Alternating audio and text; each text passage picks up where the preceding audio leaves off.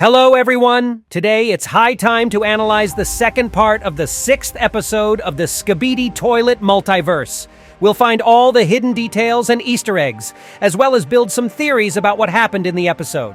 Why didn't Titan Clockman get to destroy Titan Cameraman, and how did that wristwatch get into the hands of Skibidi Toilets? And in today's video, we will try to answer all of these questions. So watch this video till the end, because I can guarantee it will be very interesting. Make some tea and grab your snacks. Let's go. This episode serves to be a direct continuation of the previous one, where Titan Clockman started fighting against Skibidi, and the events are taking place on the same map, near the Raccoon Police Department.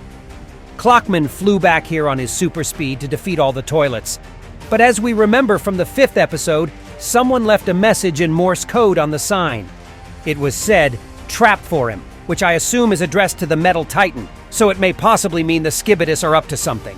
The episode starts with the Titan Clockman destroying the cameraman in an attempt to find the Skibidi parasite that infected him, as a bit earlier that Clockman couldn't find it on the outside, so he realized the thing was somewhere inside. He makes a hole in the Black Titan's back and finally captures the rogue. Then he pulls it out and starts furiously yanking the heck out of it. However, this little toilet is so firmly attached to the cameraman's head that the metal giant ends up simply ripping his camera off in an attempt to save his friend from the Skibidi influence. And while he is holding his head in his hand, the camera lens starts glowing blue instead of yellow at first, which most likely signals that the Titan has freed himself from the contamination. The cameraman dies shortly after because the head that was detached from the body is incapable of living on its own. But I think you get the idea yourself. Suddenly, however, Clockman stands up, puts his head down, and reaches out his huge hands to the cameraman. He then begins to reverse time for him, restoring all the destroyed body parts. During this process, some sort of magical circle with unidentified symbols appears underneath him. We could see the exact same circle in the 3rd episode, when a huge Clockman started capturing Skibidi after shooting from his time cannon. I don't know exactly what these symbols mean, but if you know anything about them, you can always write about it in the comments, as I am really invested in reading all of your theories, guys. But anyway, we've got to move on. I think that Titan brought Cameraman back to life, not just because he is a good man who can't destroy his comrade.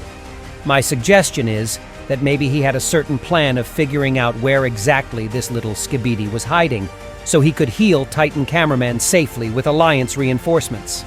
After the time reversal procedure, the Titan gets to be really exhausted now, and I would say it happened so primarily due to the wounds he received in the battle. I mean, just look at his core, it's even getting to burn. He reaches out his hands to the infected Titan. Apparently, he was trying to stop time to retreat, but it didn't work, so the cameraman hits him hard and flies away. At that moment, another Skibidi scientist arrives, and he's quite different from what we saw in episode 4. He's got a lot of magnets, and now he's more similar to this Magnetic Skibidi. I think this scientist has put such a crazy amount of magnets on purpose, because he may have organized a trap for Titan Clockman, and in order to make it all work, he upgraded himself greatly. He turns to see a large Magnetic Skibidi, who is still remaining in the frozen times loop, despite the fact that Titan shot him from his cannon quite some time ago already. At that moment, another Skibidi parasite with a wristwatch in its teeth appears and throws it right at the Skibidi Titan. This allows him to move again and help in the battle with the Clockman. But how did this device get to the enemies of the Alliance? In the previous episodes, we've only seen the wristwatch on these two guys, but this cameraman flew away with the others and TV Man teleported away too. I kinda doubt they could have caught him. In the 1st episode, the Clockmen also gave out their wristwatches to the agents, but in the 2nd episode, POV flew with the rest of the crowd to the base, thus not being able to get caught. I have a hunch that the Skibidis were able to capture one of the speakermen who may have stayed in the city after the bad guys took it over for good. And because of that, the Skibidis were able to resist the time stop. Although it's quite possible the Alliance has a traitor who could have leaked the technology to the enemy, and I have no idea who that could be.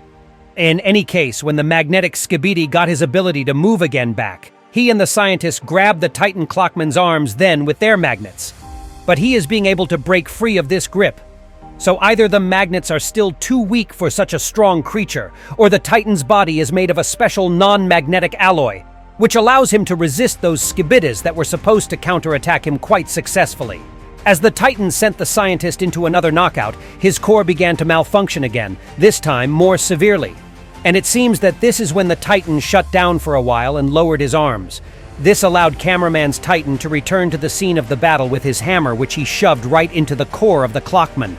Unfortunately, though, his core wasn't as protected as Drillmen's, and Cameraman finally destroyed it, knocking the metal Titan to the ground. Press F, guys. After that, the Skibidi parasite, which had previously revived the big magnetic toilet, arrives. It lands on the Titan Clockman and starts drilling into his body, apparently trying to infect him the way he already infected Titan Cameraman in the first episode. Luckily, though, he fails to do so, and the metal body is strong enough for his drill to break. Although I don't really see much use in destroying the infected Titan, so I'd hope the Skibidis would have realized this later too. The scientist orders Cameraman to take the body and take it to the base, and at this point you can notice that his camera begins to shake. He clearly does not want to follow those orders, and most certainly he did not want to destroy his ally. But unfortunately for him, he cannot resist the parasite in his body, and he has to do such terrible things being almost fully conscious. But even though he tries to resist, he lifts the Clockman to the air and flies away with him right to the Skibidi base. As we will find out later, the bad guys decide to dismantle him and the watch on his shoulders, as well as the cannon on his right arm, and all that will belong to Skibidis now. After Titan Clockman has been taken away, Skibidi Scientist teleports himself away. I assume that he will be waiting for Clockman in the hangar to immediately install a new weapon, among which a time gun from Clockman's hand will be present. Next time, we will see the scientist in the 14th episode with it, and it will allow him to defeat Titan Drillmen. If you want to know more of what happened there, you should also see my analysis of the episode 14. In the end, the only thing that remains in the city is the POV cameraman in a big magnetic toilet who has some business to finish.